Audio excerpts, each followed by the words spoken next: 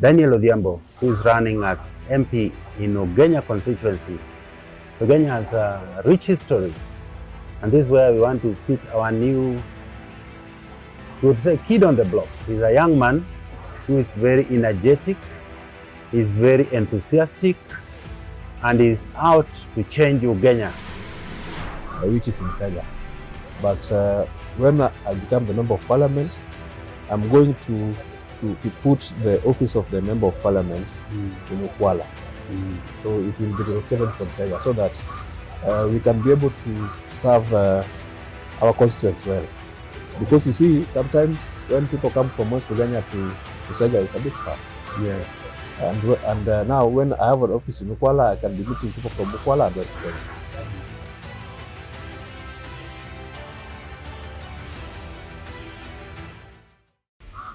Welcome to Real Life and Politics. Today we are talking to Mr.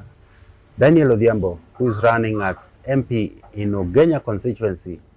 Ugenya has a rich history, and this is where we want to fit our new, we would say, kid on the block. He's a young man who is very energetic, is very enthusiastic, and is out to change Ugenya. Mr. Odhiambo, can you tell us why have you decided to run as MP in Ugenya? Thank you, Mr. Henry, for giving me this opportunity to have an interview with you.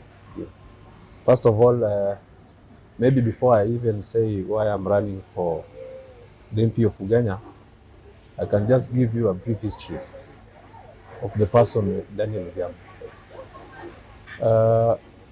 I'm an economist by training. I've worked with the government for almost 12 years. I worked, first of all, I worked with the National Bank of Kenya and also Barclays Bank. Then I switched to government. But basically, what I've been doing in government, I've been working as I worked as an economist, which means my initial deployment was as a district development officer in the areas of Nyando, Moroni, Nyakacha, and Kisumu West. So I've seen how most of our people, particularly in the areas of Nyanza, are also suffering, and how we can mitigate those problems. So my immediate work was that I was a finance person working with the National Treasury. But now, the reason why I'm running for this seat is because we have a lot of gap in our constituency. And I want to improve the lives of our people in Ugenya. If you move around Ugenya, you will see that we have a lot of gaps, particularly in infrastructure. If you look at the education system, we have a problem with the institutions and how we award those bursaries. We also have a problem if you look at the health sector, which I know the county should be the one dealing with it, but most people have a problem, particularly when it comes to hospital bills. This is why we look at the issues to do with the NHIF. So even the agriculture sector, we still have some challenges which we want to mitigate. And that's the reason why I said that when I still have the energy, why don't I represent the people of Ugenya? Because basically I know as a Member of Parliament, I have three roles. One is legislation. We also have the representation. And so I said that let me come and represent my people well, so that they can have full benefit when I still have a lot of energy like this. You come from near Sega? Yes. My home area is in Sega, and that's where my father and my mother comes. Near the shopping center, or how? Yes. My mother comes near the shopping center there, but my father is just 500 meters away on your way to Bumala. So basically, we are people from Sega. Yeah.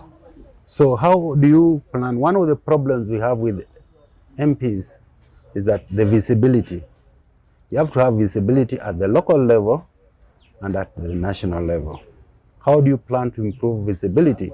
We have a situation whereby we elect MPs who are all eager to appear on TV in parliament, but they hardly meet with people in the villages. How will you improve that? Okay, right now, even before I become a member of parliament in Ugenya, there are certain things that we've started doing to improve our visibility all around the constituency. I've put up offices in all these wards. If you go to these wards, you'll find the offices of Ugenya Manyien. We have an office in Sega. We have an office in Ukwala. We have an office in also East Ugenya. Around in the central East Ugenya, we have an office, and also we are now planning in the next 1 week or so, we are opening an office in Aboke.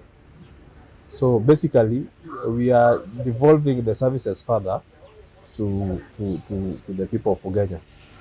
But by doing so, to improve my visibility, what I've said is that I know that we've already constructed a CDF office, which is in Sega.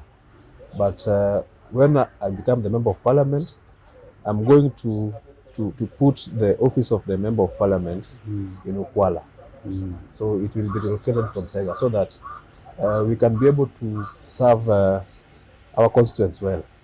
Because you see, sometimes when people come from West Ugenya to Sega, it's a bit far. Yes. And now when I have an office in Ukwala, I can be meeting people from Ukwala and West Ugenya. And again, when I come to Sega, the CDF office, I can meet people from North Ugenya and East Ugenya. That said so, the offices of Ugenya Manyien we are going to remain open throughout my tenure, and even the bursary forms, they will not be taken to Sega, they will be taken to those offices which are within the wards. Yeah. Now, I've found that MPs, when you want to run in Nairobi you can actually hide behind your tribe. I know there are people who are running here who will just expect that I'm going to tap from this group of people. But you know, when you are running in Ugenya, you have to meet people. You are not talking of a tribe here. You are talking to people you have to meet physically. What is your plan on meeting the constituents? Yeah, when I started running, I think I've moved to all the 71 polling stations in Ugenya. And there's a reason why I'm moving to these polling stations. It's not about politics alone. Because you see, politics goes with development. So when I move to these 71 polling stations, I can see the state of these polling stations. So that I also understand their problems. And those problems are the ones which also informed my manifesto. Because when I could move, I could see that we are having challenges of the road network. It's a big challenge. Yeah. And you see that's why if you look at our manifesto, you'll find that the infrastructure issue is our top priority, and it's covered there. Because the road network is very poor. You move, you find that most areas in Ugenya, we don't have the electricity connections. And those are the kind of things that when we move around, we can see. If you move around, you see that most people in Ugenya up to now, getting clean water is also a challenge. And those are the kind of things that informed me to move to every polling stations. And regardless of the fact that I've also moved in these polling stations, I'm still going further to move to the villages so that I understand the problems that is facing our people, so that even when we say that we are going to handle those issues, we are handling issues which are affecting our people. And when I moved in Ugenya, I found that we're also having a challenge in our education facilities. And you will see that most education facilities, number one, they don't even have the sanitary places are very pathetic. And towards that end, and I think maybe we can discuss this one later, but I've, on my own behalf, I've constructed some facilities. The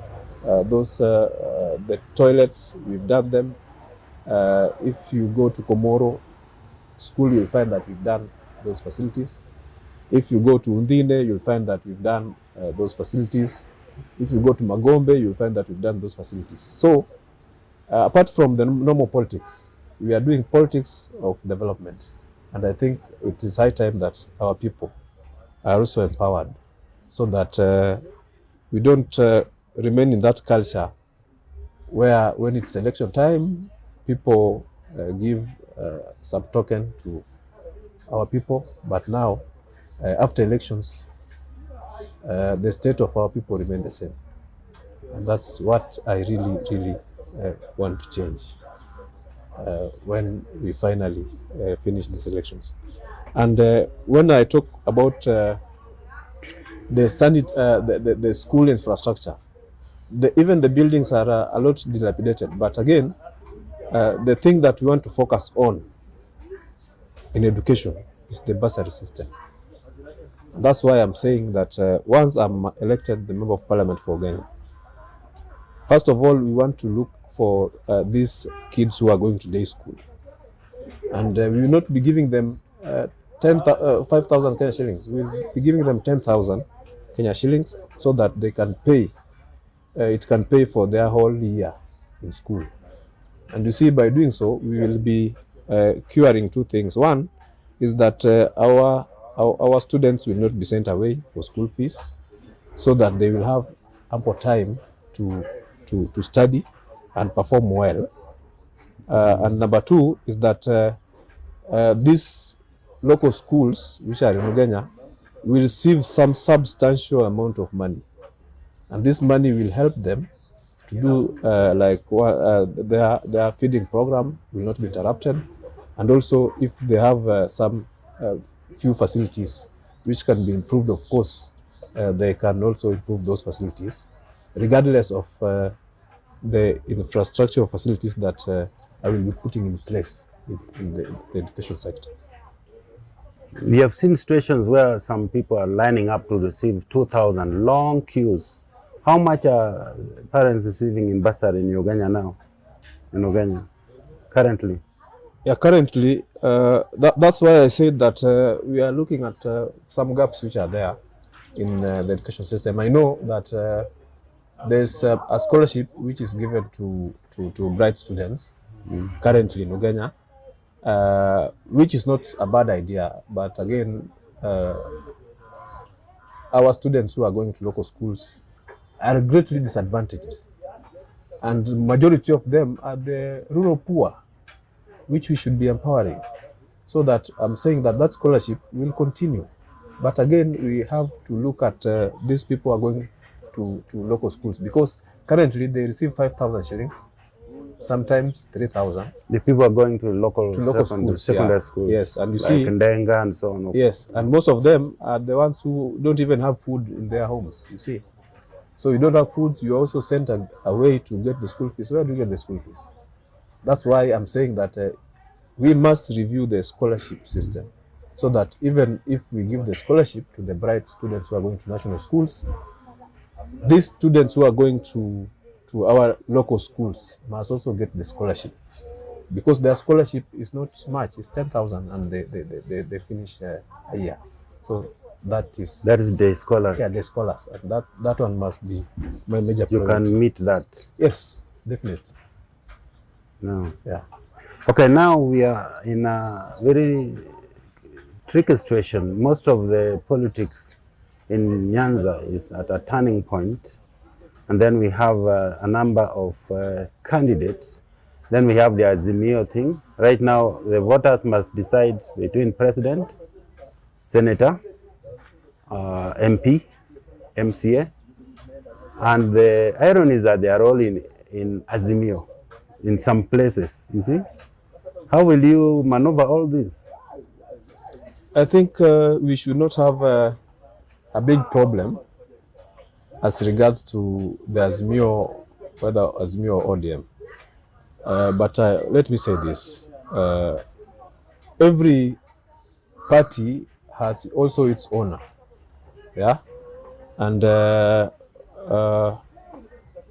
when finally we finish the general election, is that every party will come to the table and say that this is what we brought to this table. So there's no doubt that in Nyanza here and in Siaya, the party of choice is ODM. So that when we finally do the elections, we will elect most, if not all, members who are ODM. But that's notwithstanding, I'm not saying that election should be based only on that you belong to this party. The manifesto and also the requirement that Wananchi wants you to do will also play a greater role. Because right now what you know is that we have an enlightened voters. So they also make their choice depending on what you say or what you do and what you say you will do in the future. But basically what we know that the campaign that we are going to do, particularly the campaign I'm going to do myself in Ugenya and maybe in Siaya, it's about ODM. It's not about Azimio, with no doubt. I'm going to campaign for ODM candidates from MCA up to the presidential level. Because, again, even if you look at the other people who are in other parties or some people who are going independent, most of them participated in the ODM nomination. Yeah, which means that their first party of choice was ODM. It's just that when nominations are done, some people become uncomfortable and they bolt out, so that they come with other they come in other forms like independent candidates. Yeah. So to me, Azimio, we support Azimio, but even if you look at what happened in Kakamega the other day, is that Azimio also collapsed their candidates so that they have a winning formula, and this issue is also about winning. So if you cannot have more Azimio candidates and the other side they are fielding one candidate, you see, at that point we can be able to divide our votes, and then you will find that somebody from the other end goes through. And that's why Azimio is very, very important, particularly in areas which are cosmopolitan. In towns? Yes, in towns, areas which are cosmopolitan, like now what happened in Kakamega, and also areas where other parties, two or more parties are very strong. But for Nyanza and Siaya, it will be ODM. Yes. Now, in your case, it's a bit tricky because your opponent comes from your coalition, which is Azimio, that is David Ochieng. Now, how are you going to handle this? Because you have to make a very clear statement that you are the person who should go in and not the other one from the other side of the coalition. Okay, thank you. That question is, what I can tell you is that there's a clear distinction between myself and the current MP.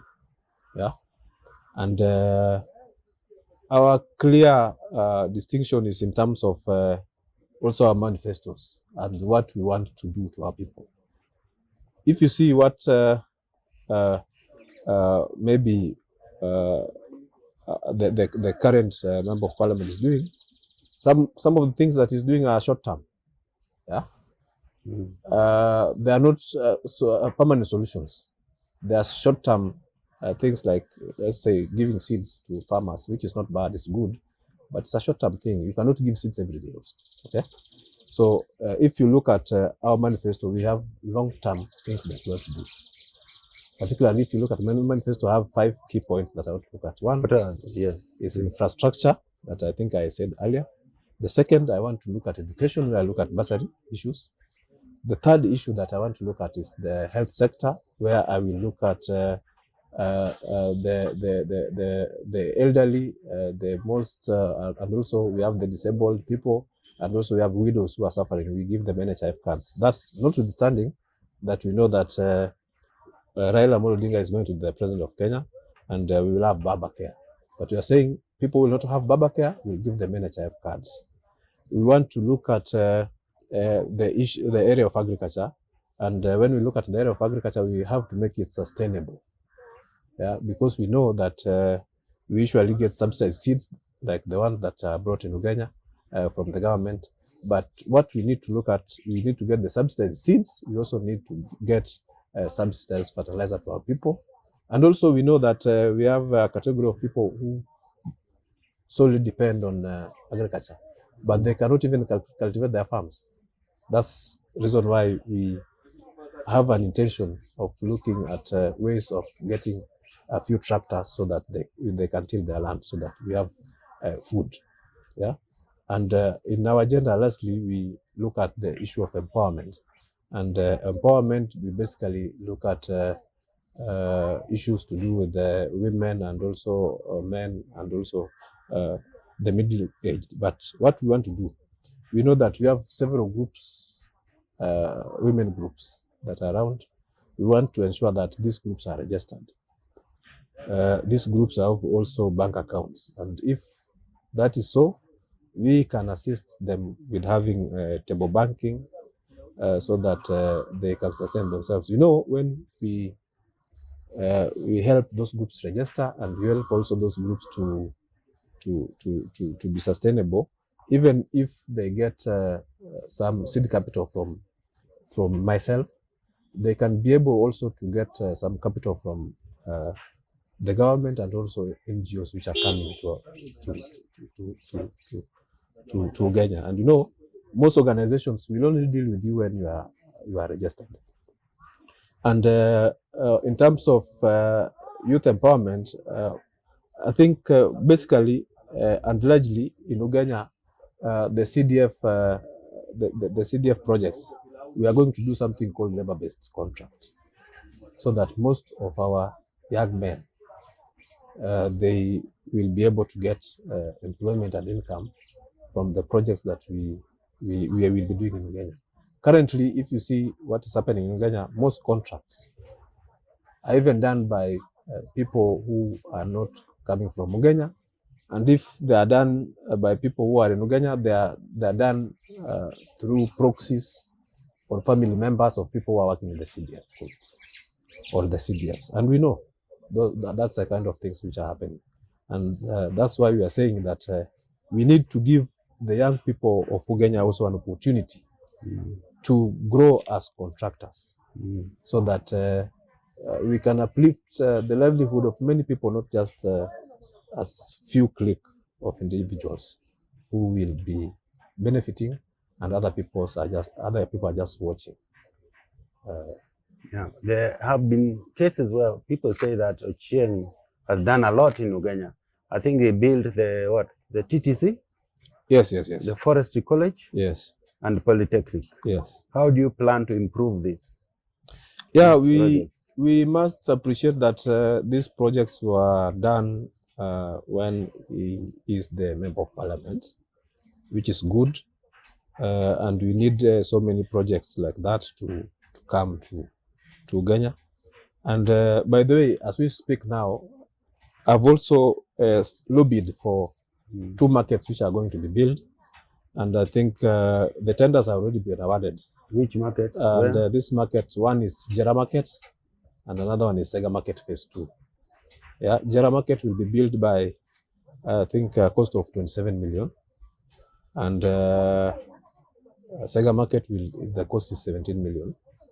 And when they finish that, we're also going to have 3 high masts, so that we put them where we have security challenges in Uganda. So these issues is about having a financial prudence within the CDF, and also doing some lobbying. And Mr. Henry, you can see that we are lobbying for these things, and we are still not the member of parliament, which means that when we become the member of parliament, we know where to lobby. We know where to get roads. We know where to get the electricity. We know where to get even other markets. I know most of my critics have been saying that the market is the work of the county government. But what I'm saying, yes, it's a function of the county government. And when we finish these markets, they will be handed over to the county government. But you see, there is no citizen from Ugenya who is a citizen of the county and another one a citizen of the national government, which means that when I find any project from the national government which can benefit my people in Ugenya, I will bring it regardless of whether it falls within the jurisdiction of the county or the jurisdiction of the national government. Because basically what I'm looking at is that we must have service delivery in Ugenya, and we must bring more projects in Ugenya. And those are the kind of things we must do. Now, looking at it nationally, how do you see the current election? What would you say are the unique points in this election? Yeah, this election will be one of its kind, I think, because you can see that even the election laws were changed, so that we have introduced something also called the coalition party, which you see as Azimio is also a coalition party, but it also has more than 20 parties within the party. Yeah, so that is one thing that is also unique with this election.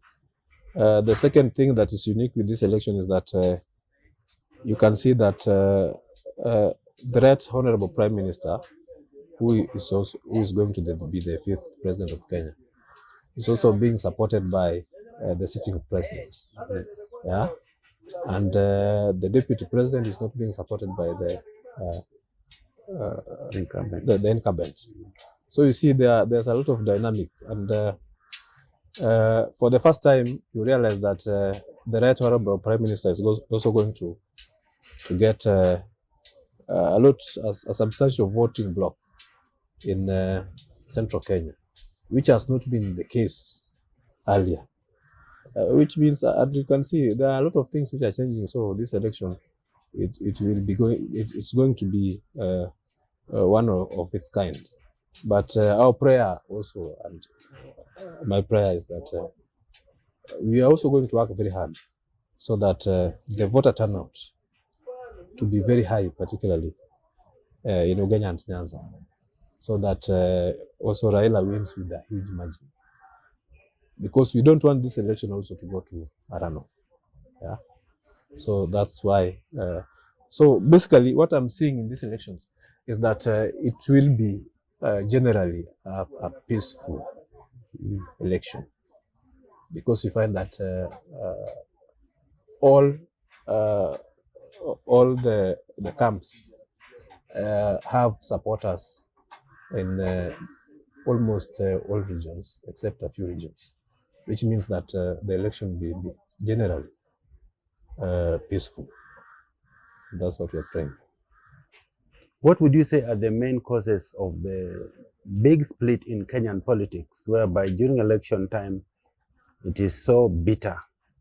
And then there's the other issue that since independence, we have only had 2 regions lead the country. How, as a veteran commentator, what would you say about this situation? How can it be rectified? Yeah, if you look at when we are nearing elections, we usually have some big splits.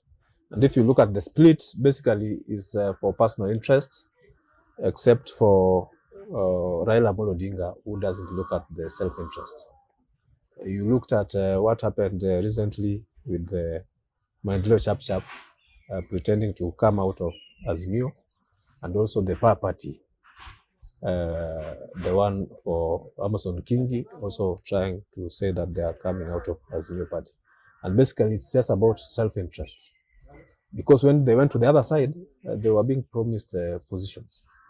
And you see, I think Raila Odinga is the only politician in Kenya who has been selfless without looking at their self-interest. And that's why the reason why you saw that we had the handshake.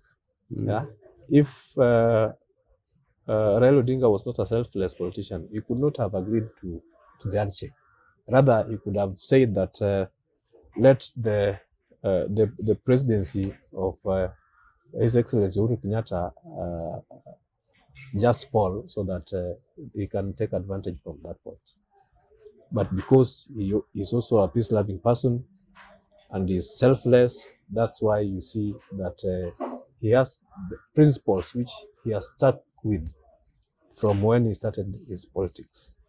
And I think as an upcoming politician, that is a very, very big lesson that we should also learn, that it is good to be principled.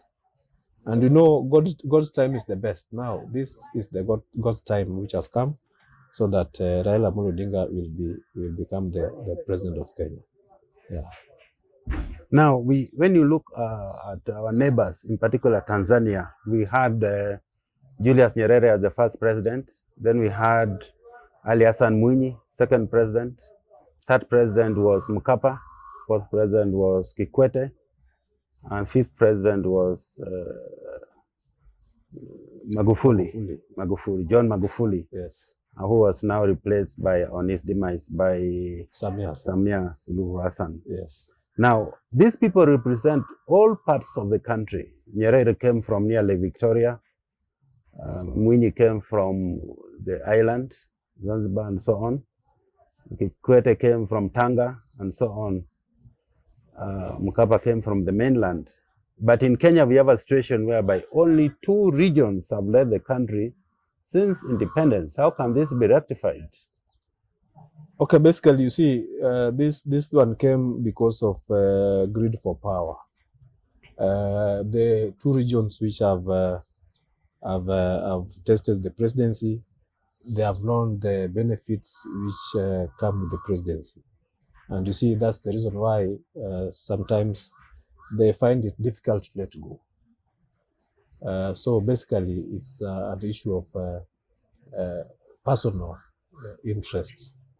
But I think with the coming of the 2010 Constitution, so many things are now changing, so that even the absolute power that the president had initially is now coming down. President or the executive needs, when they do particular projects or they do some appointments, there's an issue of public participation, and there's an issue of involvement of different institutions. And with the time, we will find that the presidency is not that does not have absolute power, so that some regions will feel that if they don't have presidency, then they are doomed. And I think it is coming to that point, and you can see basically now, even right now, the central Kenya, they don't have a presidential candidate. And you see that is also unusual. Yeah? They don't have a strong presidential candidate. It's unusual. And this must be attributed to the 2010 Constitution. And you see that Constitution was also fought by, you see, Raila has fought for this Constitution for a very long time. And I think this is the freedom that he has brought to us. And it is us also to guard this freedom so that we don't erode the gains that we have gotten. And I think the issue of 2 regions having getting the presidency every time is going to end this particular year, particularly when Raila Amolo Odinga becomes the president. It's just that I think William Ruto also has a problem because he knows very well that his region has gotten presidency for a very, very long time. He should have also decided to support somebody else so that we have regional balance. Right now we have 44 tribes, and we cannot say that only 2 tribes can produce a president. Yeah. you think it may be necessary to change the constitution to have a rotational presidency, like in Switzerland, they have a rotational presidency? Already, I'm thinking people are even listening to people on FM stations. They're already talking about that because they are saying it needs. But there are people also who don't want you to mention it, especially the people from the two regions. If you post it even on Twitter, they'll get back on you. They say no. Yeah, the idea of rotational presidency is good, but again, the most important thing that I'm seeing is also who can lead this country well and who can bring development to this country and peace to this country. Those are the most fundamental things first before we talk about the rotational presidency. However, having a rotational presidency is good, but you see how our constitution is. It means that we must change that constitution, which means that you see that one we must go for a referendum.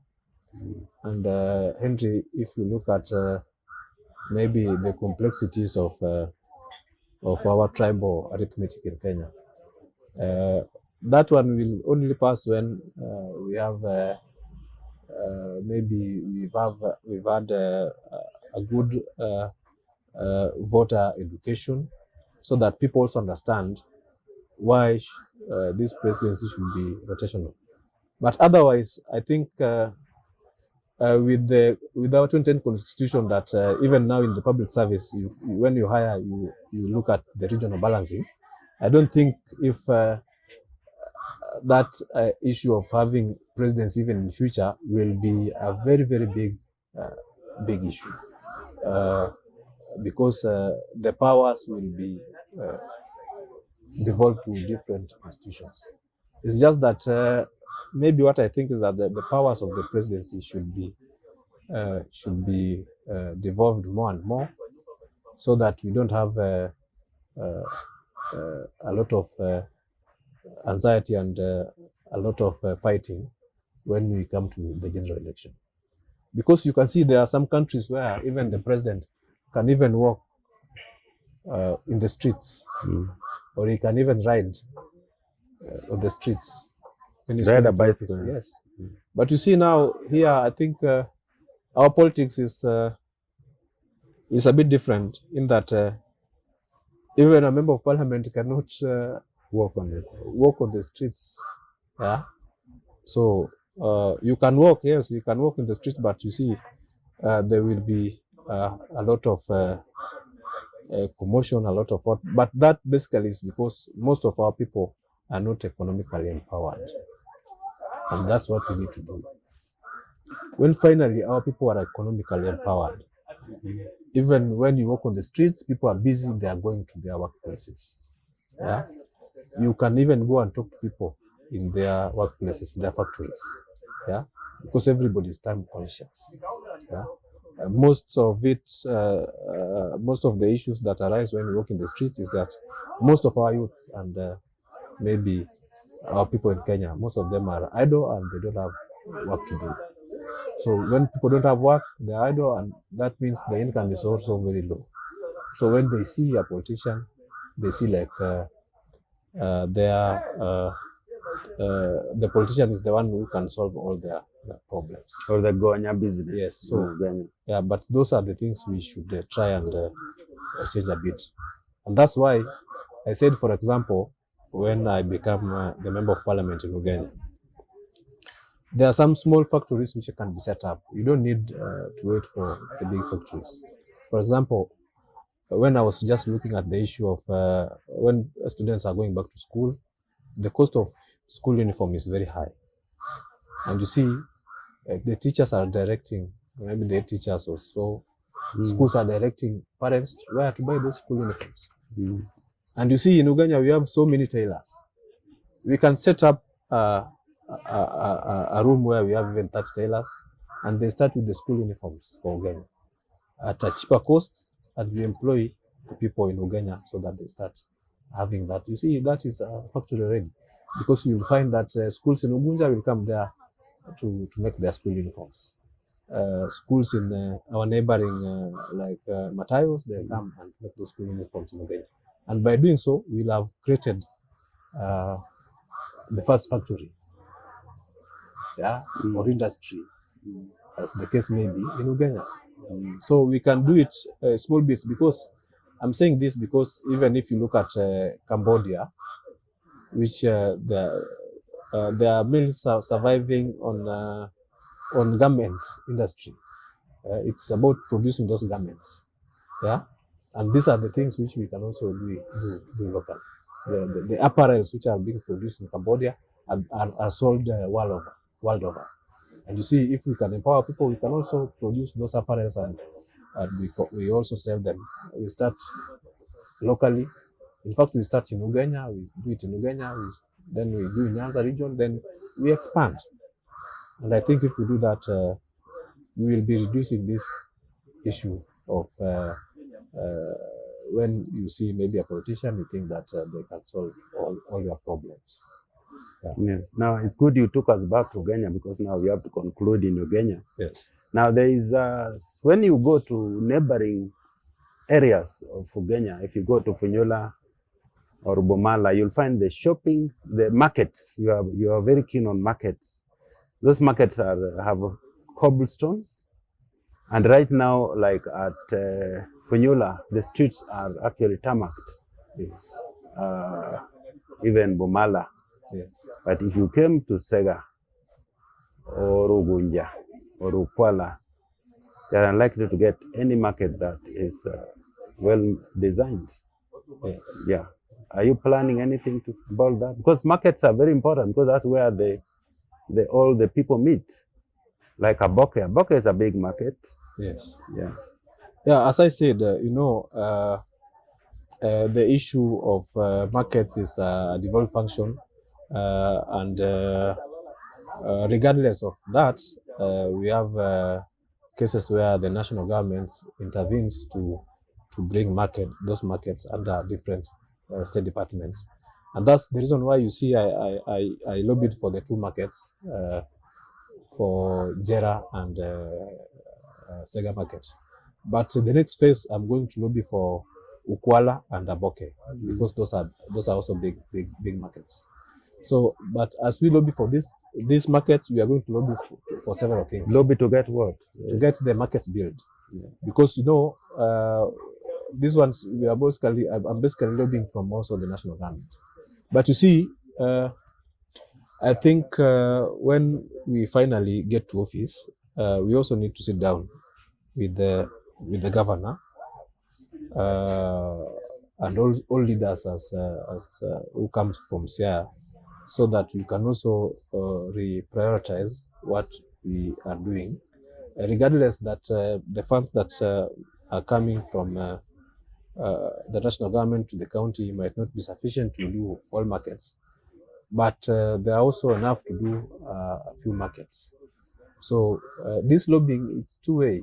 We lobby from the national government, we also lobby from the county government. Though, because we've done, we will have done the two markets, I hope the county government and Governor James Orengo will also look at Ugenya and see if we can also do other markets. But generally, the problems that we've been having, as we talked about the tarmac road and all those things, is because of the power that we talked earlier, that the presidency was a bit absolute. So that when you become the president and you have people who are supporting you, you give development to certain regions and you don't give development to other regions. And that's why Ugenya and maybe other regions in Sega County have lagged behind. But you can see that since the handshake, there has been an improvement in some of the projects coming to Sega, though in Ugenya it has been a bit negligible, maybe partly because we didn't have an ODM MP. Because now when all MPs are sitting down from Sega and bringing their issues, because they are under ODM, our MP cannot sit on that table. But basically, these issues are about also lobbying. So we are going to lobby for even more tarmac, more roads to be tarmacked. Because we know there's a road which is going to be tarmacked from Goshnanga to Barober, which I know is in the process. However, we need more roads because we also need a road to be tarmacked from Sega to Ukwala. Yeah. What about from Ukwala to Aboke? We also need Ukwala Aboke to the other tarmac road, which goes to Odhiambo. Yes, to Odhiambo. Yeah. We also need those are Because major roads. Gaula is a very bad bridge for Yes. many years. Yeah. Yeah, so those are basically the roads that we also need to be tarmacked, and many others. So because I know that the Right Honorable Prime Minister Raila Amolo Odinga will be the president of Kenya, we will also try to talk to him so that we intervene. That our area has been neglected for some time, so that we can have these development projects coming to Ugenya. Yes. Now, in conclusion, please give us the final message to Ugenya people.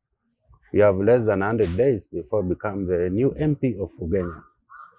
Yeah, my final message to the Ugenya people would be that, first of all, let us conduct a peaceful campaign, because that one is very, very important, so that nobody gets injured or loses their lives because of the issues of politics. Because basically, even as leaders, you have your brother and you have your friend and you have your neighbor, whom even after elections, these are the guys who are with you. Yeah. Yes, us will also be with you, but those ones are near you than us. So you don't need to fight your neighbor. You don't need to insult your neighbor because of different political stand. Yeah, that is basically the first message. The second message is that I'm just requesting and pleading with the Ugenya people that come 9th of August, when elections will be held, they consider to vote for me as their next member of parliament, because of the 5 agendas that I have for them. And I also promised them that I will provide a servant leadership, and I will try as much as possible so that I devolve most of the services to the wards, so that they can access these services when they want. And I will also want to make a promise, because I know in the next few days, like 3-4 days, I'd given, we have 2 vehicles that I've given to Ugenya. It's assisting them in transportation. If people have problems, it's assisting them. But I'm going to give a 3rd vehicle, I think probably by Wednesday next week, so that now that one captures the area of West Ugenya. But because we have already we have an office in Aboke, it will be situated in Aboke. But the promise that I'm going to give, that even after these elections, those vehicles will still be there to help our people in Ugenya. Because basically, that one is not about politics. If you see, we have the social problems in Ugenya are so high. So even before we intervene in the economic problems, we need to intervene in the social issues. These vehicles help in transport in which area? Yeah, the vehicles which are there, we gave 2 vehicles. We gave 1 vehicle for 2 wards. So there's a vehicle which serves East Ugenya and North Ugenya. There's a vehicle which serves Ukwala and West Ugenya. But our target was that every ward gets their own vehicle. But we could not give these vehicles at once. So we started with 1. We brought in another one. Now we are going to bring the 3rd one. So that means that East Ugenya and North Ugenya will still share a vehicle, but Ukwala and West will have their own vehicle.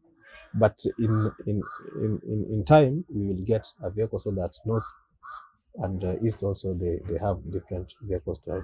It helped them in transportation. One, we know that we have women who sometimes go to church, and sometimes they acquire things. We help them with that. We have the young population who sometimes go to do some issues as regards sports. So we give them those vehicles, and it helped them. And finally, we know that sometimes when we lose our people, we give those vehicles. But in that case, we give those vehicles free, so that we help the people who have the problem where they have lost their relatives. So that's basically how those vehicles are being used. Sometimes we usually have even the people who are sick, and those vehicles provide that transportation for them. Yes. Now, we didn't complete the sentence when you have mentioned that Ugenya people should vote for you as the ODM new MP. Yes. What about governor and senator? Yes. I think I said this earlier that I'm a life member of ODM. Yeah. And I think I cannot campaign for any other party. Those other parties, they can also campaign for themselves. But I will campaign for ODM members. So which means that I'll campaign for MCAs who are under ODM. I'm going to campaign for senator who is Oburu Odinga ODM, Governor James Orengo ODM, and women rep who is also ODM. Yeah. Very good. Yes. I think we can end it there. Yes. We wish you the best. Yeah. I'm sure you are going to be the next MP of Ugenya. Thank you very much. Thank you very much. God willing, Daktari, and also people of Ugenya also willing and voting for me. Yes, you will make it. Yes. Thanks. Thank you very much.